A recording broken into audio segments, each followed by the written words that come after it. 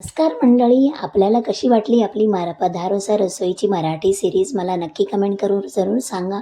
आणि आपली जी मारवाडी सिरीज चालू आहे सुक्या भाज्यांची, ती पण कशी वाटली मला कमेंट करून जरूर सांगा. आता आज आपण बनवतोय सांडग्यांची भाजी.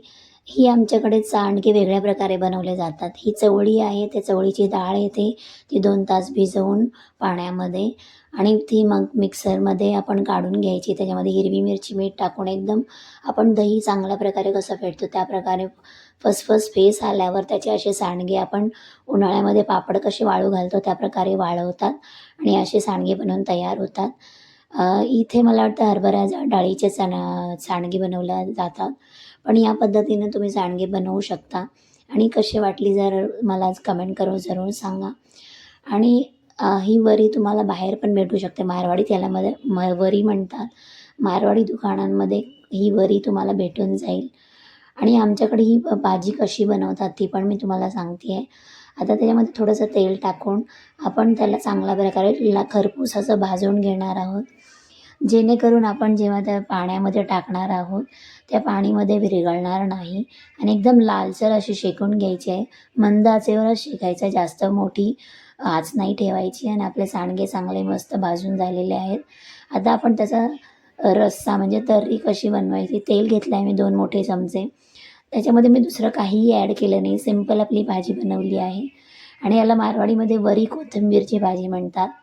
जिरे राई टाकले आहे, थोडे हळद, हिंग आणि मिरची पावडर टाकली आहे, कढीपत्ता टाकले आहे.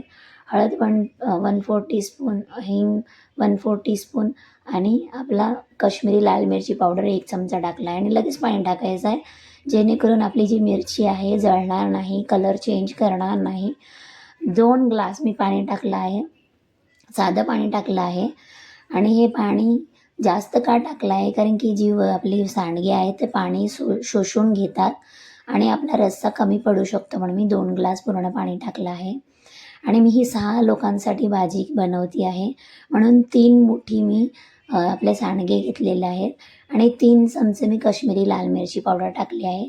त्याच्याने कलर छान येतो म्हणून मी ती टाकली आहे. तुमच्याकडे जी पण मिरची पावडर अवेलेबल असेल ती टाकू शकता.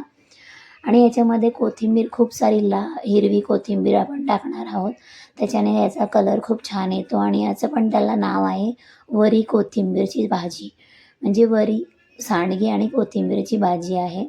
याला आता चांगली उकळी फुटून द्यायची आहे. उकळी फुटल्यावर त्याला मळीमध्ये मीठ टाकणार आहोत. आणि हे सांडगे असे पण खूप छान लागतात, कोरे खाऊन बघू शकता.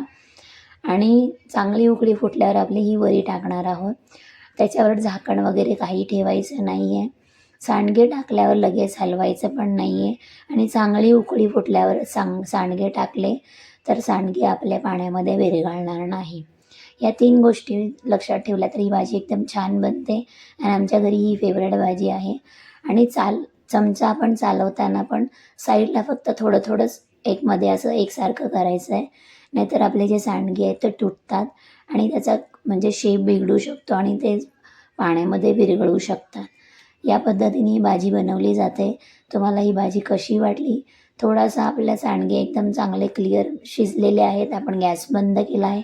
आपली भाजी बनवून तयार झाली आहे. आणि तुम्हाला ही भाजी कशी वाटली कमेंट करून जरूर सांगा. आणि काही दुसऱ्या कोणत्या रेसिपीज तुम्हाला बघाव्याशा वाटत असतील तर त्या पण कमेंट करून जरूर सांगा.